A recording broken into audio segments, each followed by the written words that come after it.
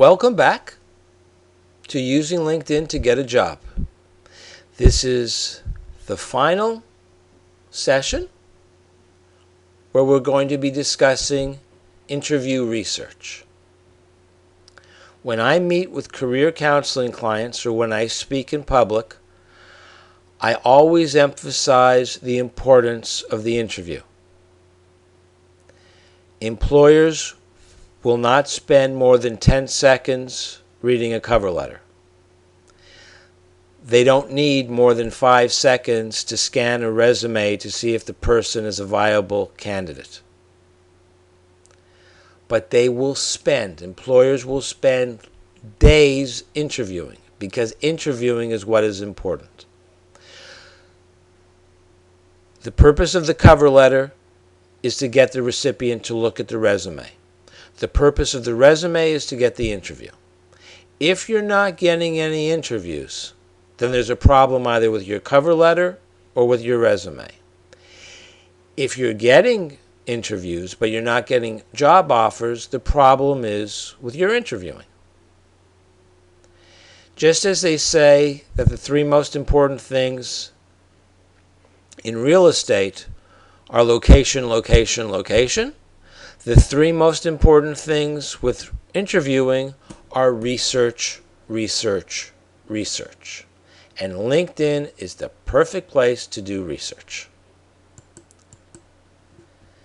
First, you can research an employer.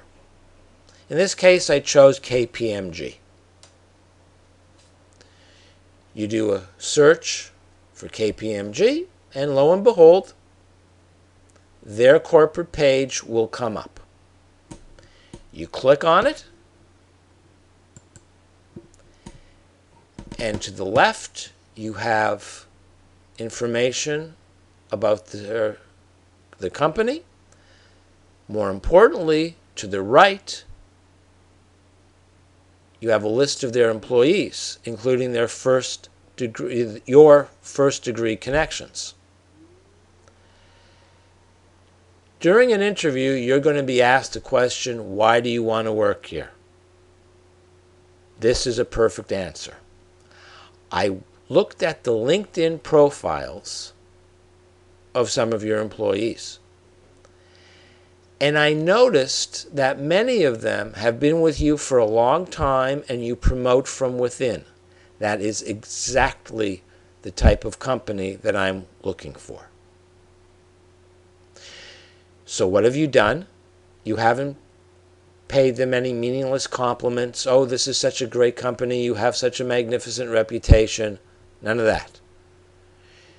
You showed that you prepare well for meetings, you do research, and you have a substantive reason for wanting to join, which addresses a concern that all employers have. They don't want people who are going to leave after a few years.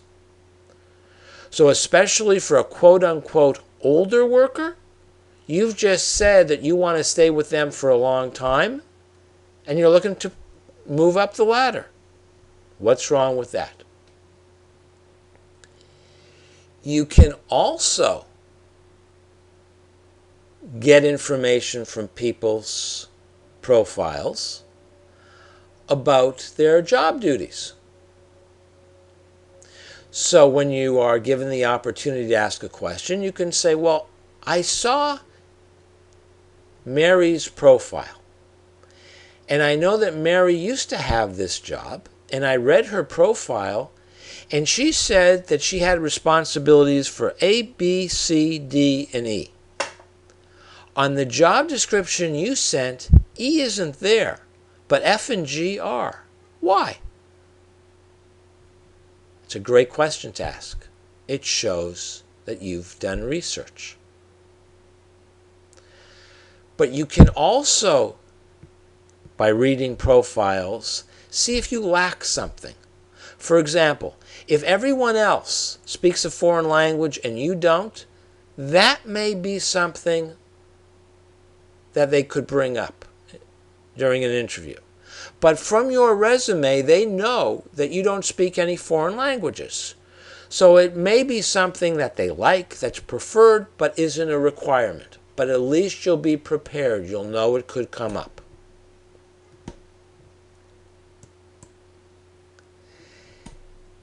Now you want to be able to research, as I've said, the interviewers or the employees, but you also want to research the interviewers because you want to find out, in addition to their job description, the length of employment, and whether or not they've been promoted, whatever personal information you can.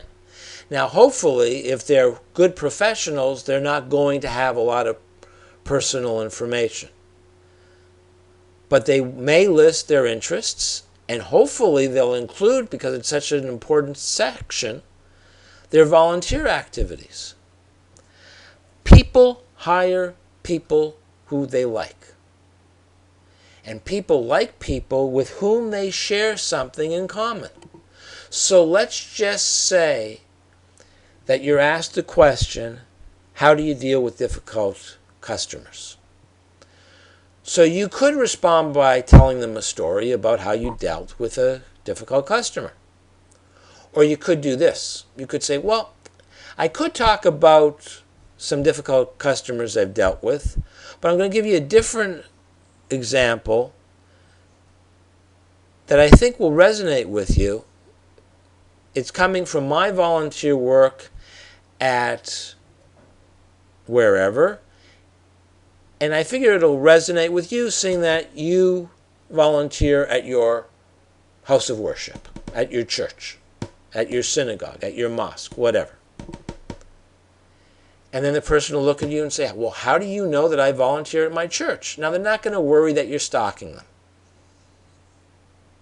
They're just asking the question. You say, well, before I have a meeting, I always like to prepare. And since, in this case, I knew who I was going to be meeting with, I looked at your LinkedIn profile and you mentioned it there. Or, and granted this doesn't have anything to do with LinkedIn, you also want to Google the individual. Maybe they received some community service awards. And in that case, if the community service awards, even if they're not listed and they should be on the LinkedIn profile, if you came across something in a Google search, that's also a good answer to the question, why do you want to work here? Because you can say, well, I see that a lot of your managers, directors, employees have received community service awards, and I want to be part of an organization, of a company, of a nonprofit, whatever the case may be, that is community focused. You want to work for a good corporate citizen. There's nothing wrong with that. The opposite is in fact the case.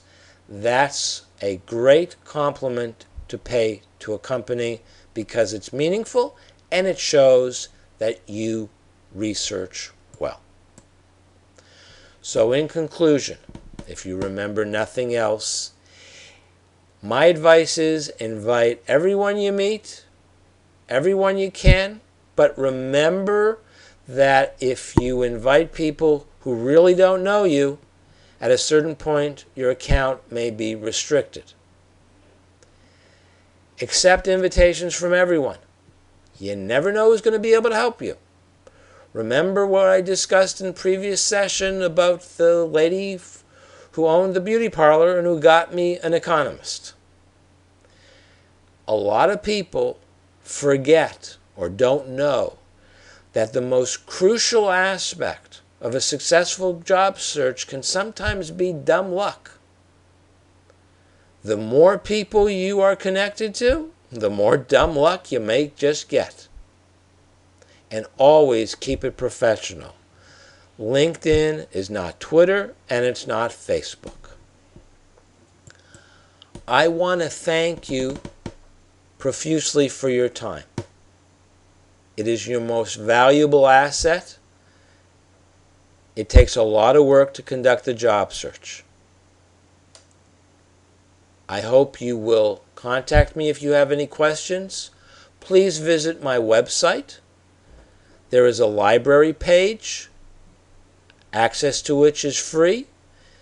There are listed hundreds of articles, links to videos, podcasts on every conceivable aspect of conducting a job search. I wish you the very best. I hope that you will utilize LinkedIn and that you will find your next job very quickly. Best of luck, and thank you.